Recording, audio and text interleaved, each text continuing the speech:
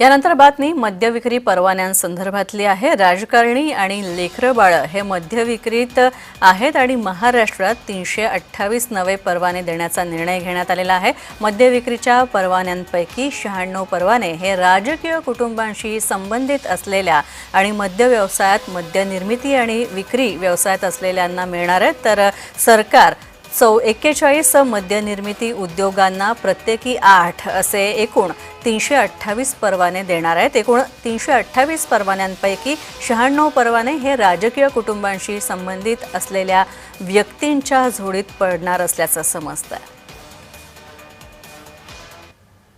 त्यांना देशाचं कल्याण नाही, महाराष्ट्राच्या तिजोरीचं नाही, स्वतःच्या तिजोरीचं कल्याण करण्यासाठी प्रत्येक जे डिस्टिलरी एक्सपान्शन झालं होतं त्याचे परवाने वाटण्यासाठी आणि आपल्या जवळच्या लोकांना वाटण्यासाठी, त्यातून पुन्हा पैसा बनवण्यासाठी हे सगळं केलं गेलंय आणि माझ्याकडे त्याची पूर्ण आकडेवारी आहे।